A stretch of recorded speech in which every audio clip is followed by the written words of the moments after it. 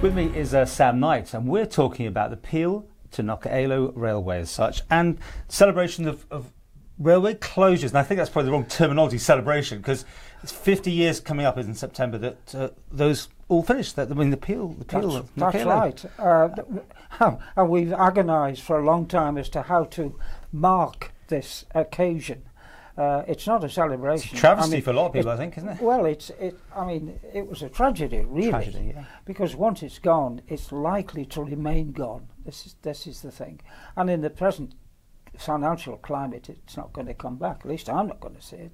Well, let's talk about between Douglas and Peel having a sort of cycleway, isn't there? But you've still got these houses in the middle that were built over the railway, weren't they? Well, I think there's only one or two houses. It's not right. When you think of the preserved railways that have been reinvigorated in the UK, it's not impossible for it to happen here, but I don't know. Not at the moment. Cycleway is a starter for 10 maybe anyway. Yes. But let's go back to this, because I mean you've got this great picture on your poster there, yes, showing where this is at Peel. This is actually this picture now would be in the middle of the museum, wouldn't it? That's right. That's the extension.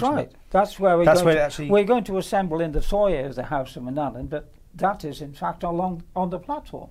Now, I didn't see before my time. I don't even remember that. And there's the station in the background. And I love that the train now departed. If only walls could speak. Now it's double-headed. That is, a train now departed, which means is obvious.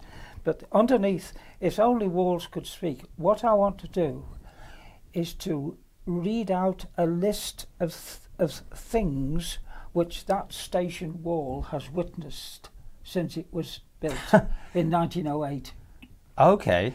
And there's really some very sad ones as well as enjoyable ones. Right. For example, in 1914, when boys and young men from Peel volunteered for the army to fight in the First World War, they assembled on the platform there and got on the train to Douglas, boat to Liverpool to training camps to France. And some of them, of course, didn't come back. Sure. So you got lots of photos, have you? You're going to have displays of 50s, 60s and 70s, all the well, yes, coming out? They're all in here, but yeah. Fantastic. So what's the actual event you're going to have? What are you going to be doing? Well, that's the event. This event here, the one with the train now departed, if it lasts half an hour, I doubt. But it's only very short. We don't want to interfere with the workings of the MNH, etc. That's no problem. But it is rather... Well, I think that some of the people at Peel, and railway enthusiasts anyway, would want to be there. And there's a little surprise at the end, which I'm afraid you've got to attend. Okay. Well, how do people get tickets? Friday the 7th of September, 3:30? 3:30, yes. How do people get tickets? Apparently the last train was approximately 4 o'clock. Ah. So it's to the hour, never mind the date. That's brilliant. Do they buy tickets or just turn up or what? Oh yes, people just turn up. Yes. Please be pleased to see them. I think it'll be, in a way, it'll be happy. I think there'll be smiles at the end anyway. And let's hope, things do reopen or something. You never know. Fingers crossed. Yes. This book, the pamphlet book. Where'd you get this from? Now, this is a book. We thought when we wanted to mark the closing of the railway, we thought, how can we do it, etc. And then it was decided to research the Peel to Knockaloe Railway because nobody else had done it. There'd been plenty of books about the Isle of Man Railway. There's shelves full of that. Yeah. But and there's plenty of books about the Knockaloe camp, but there was nothing published with the railway that linked it.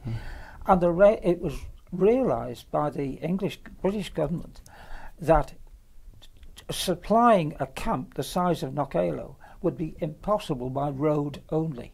So they decided to build a railway. Part of the railway was already built because it was built from Peel to Glenfarber Bridge. It was already there. It had been there since 1873, so that was the easy bit. The difficult bit was laying tracks in East Quay, like the horse tram tracks, and there were sidings there, so boats unloaded their coal and the fuel and all the rest of it and then the train pulled it all the way up to Knockaloe. Wow. So you've done your research. I've done the research. Where can people get hold of this? £5. All M&H outlets, any Mitchell's in Peel, I think it says somewhere. That's fine. Well, Yeah. Manx Transport Heritage Museum. Yes, £5. that's right. And I wish you well for the event. Do go along. And Well, if only those walls could speak, There's eh? only walls could speak. Yes.